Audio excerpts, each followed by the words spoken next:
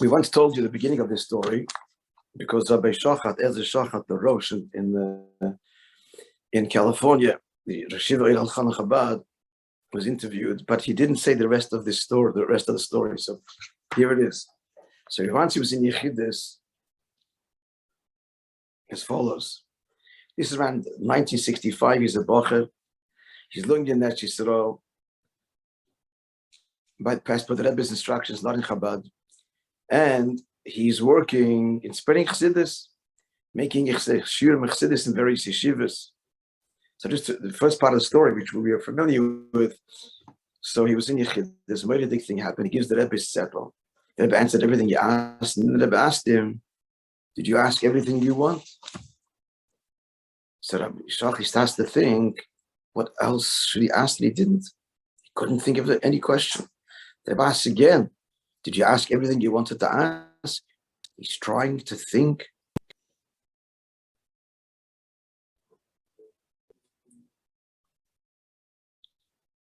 Because obviously the Rebbe, he's missing something that the Rebbe is asking him to ask. The Rebbe asked the third time, did you ask everything you wanted to ask? And then said, because if you finished yon, and there's something I want to speak to you about. You remember what happened here? He burst into tears. And he said to the Rebbe that he wants to do tshuva. Help me do tshuva.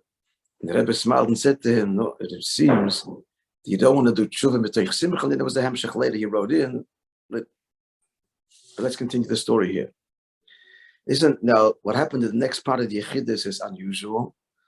And it happened, as I know, only to several other Chassidim. The Rebbe leans back in the chair. The Rebbe leans back in the chair. This is kind of a kind of shift in, I can't explain exactly what this means. It happened with Zalman Kaplan, Label's father. Actually, the Rebbe said that now it's not Yechidus. The Rebbe started wanted to converse with him, a conversation. I heard that with the Zalman's father, Label, he got completely flustered. The Rebbe saw that this is not going, and then sat forward again and resumed Yechidus.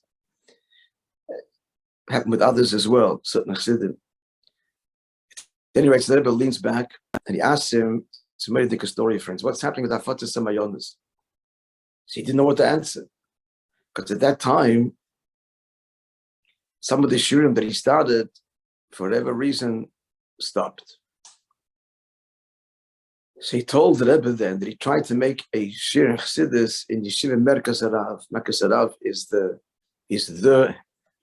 has the religious Zionist yeshiva in Yerushalayim. She tells the Rebbe as follows. He went into the yeshiva and he decided to conduct himself l'chatchila Rebbe. He says, I was walking amongst the Bochrim, and I started to ask them if they want to shir in Tanya. I had, he said, 50 or 60 Bochrim that wanted to participate. 50 is incredible. In a shir in Tanya. Yeah. All of a sudden, a Bocher approaches me and said, did you get permission from the Rosh Yeshiva? This is the son of the founder, Avram Cook. That's Tzvi Yehuda Cook, to make such a shir. So I said to the Bocher, for sure, he's going to, I'll get permission. We said, did you ask him the poil?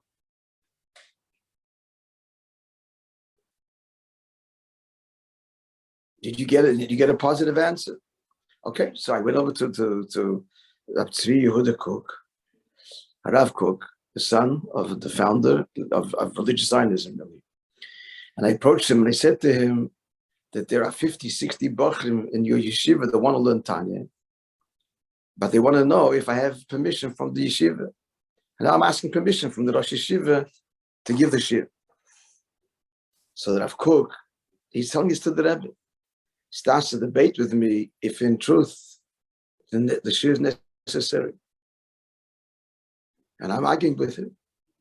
And in the end, after all of my kindness, and he saw that I wasn't going to be mvater, I'm not going to give up. He said to me, okay. He's allowing a shir, but he's going to give the shir. So this is what he said. I didn't know what to answer. So this he tells to the Rebbe. So what would you think? It's not exactly a success story. So the Rebbe said, very good.